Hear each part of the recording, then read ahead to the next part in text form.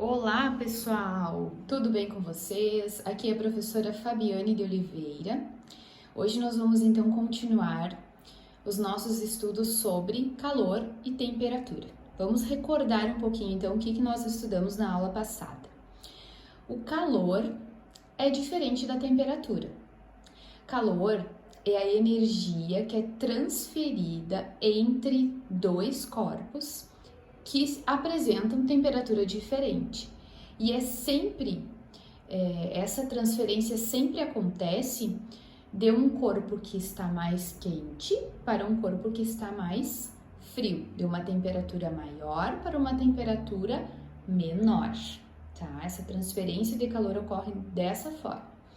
E a temperatura, ela é a medida de agitação das partículas que constituem então esse sistema.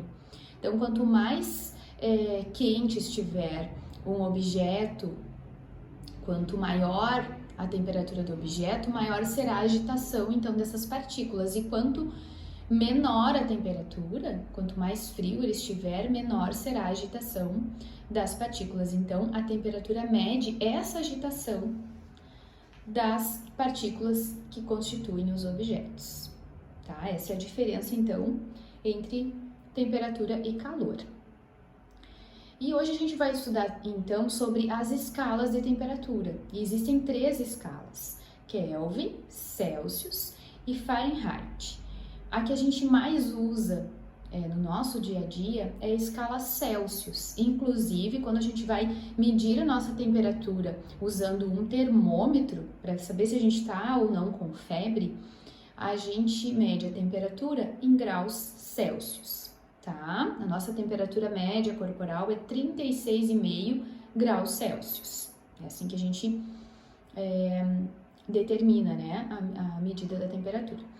Então, ao medir a temperatura da nossa casa, por exemplo, você não está simplesmente registrando a sensação térmica que o seu corpo apresenta. Eu sinto quente ou eu sinto frio. Não.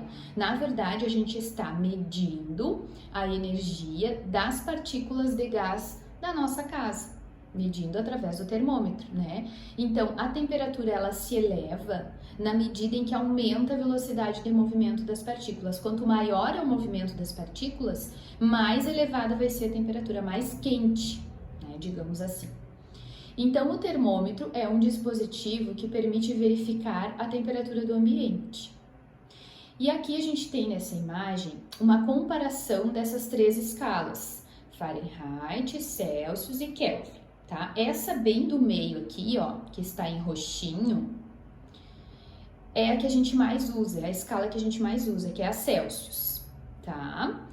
Então, a água, ela ferve a 100 graus Celsius, aqui ó, vocês podem observar nesse roxinho bem do centro, e ela congela a 0 graus Celsius. Se a gente for comparar com as outras escalas, Fahrenheit e Kelvin, a água ferve a 272 e congela a 32 Fahrenheit.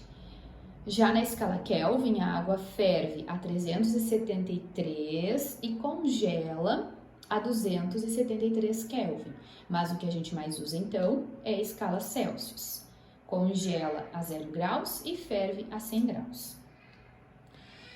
Então, esse ponto de congelamento da água, que é 0 graus, e o ponto que a água ferve, que é 100 graus, a gente chama de ponto de ebulição da água. Então, o ponto de ebulição da água é 100 graus Celsius, tá? Então, quais são os símbolos que são usados, então, em cada escala? Na escala Fahrenheit, o símbolo usado é F, tá?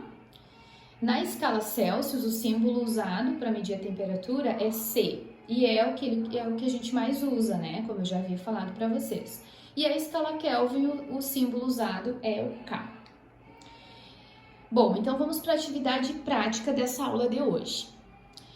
O que vocês vão precisar para fazer essa atividade prática? Vocês vão precisar de um copo com água gelada e uma xícara com um líquido quente, tá, gente? Mas não um líquido fervendo, cuidado para vocês não usarem um líquido muito quente para não se queimar.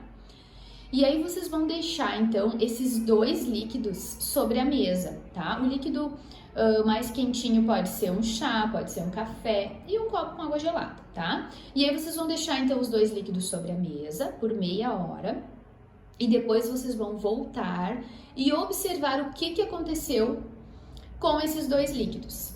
E aí vocês vão responder as seguintes questões. Primeiro, qual é a relação desses líquidos com o tema da aula que a gente está estudando hoje? O que nós estamos estudando hoje? O que esses líquidos têm a ver? Tá? Segundo, qual líquido apresenta maior temperatura e qual apresenta menor temperatura? O que será que está acontecendo ali microscopicamente? Como que estão ali as partículas, né? Qual líquido que as partículas se agitam menos e qual líquido que as partículas se agitam mais, no quente ou no frio? Observe, né? Vamos agora interpretar o que a gente já estudou até aqui. Terceiro, como que você chegou a essa conclusão sobre qual líquido apresenta maior e menor temperatura? Como que você chegou a essa conclusão? O que você usou? Você experimentou? Você tocou?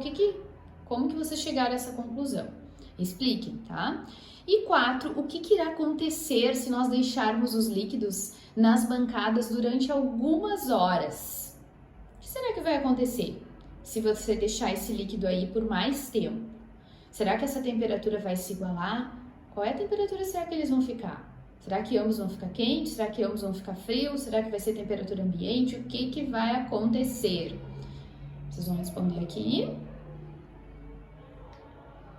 E a segunda atividade prática, vocês vão responder essas 3 questões para dar sentido ao que a gente já estudou até aqui. Por que será que as coisas esquentam ou esfriam? Então, número 1, por que os corpos e objetos quentes tendem a perder calor? Para onde será que vai esse calor? Segundo, por que os objetos frios tendem a esquentar? De onde que vem esse calor? E terceiro, por que os objetos ou corpos quentes e frios em contato mudam as suas temperaturas? Quando eles ficam próximos, quando eles entram em contato um com o outro. Por que será que muda a temperatura? O que acontece entre eles? O que eles estão trocando? Vocês vão responder essas 3 questões e mais as outras questões da atividade anterior. E na próxima aula eu estarei então junto com vocês discutindo e debatendo sobre essas questões, que conclusões vocês chegaram. Certo, pessoal? Obrigada por vocês estarem aqui, um grande abraço e até o próximo vídeo!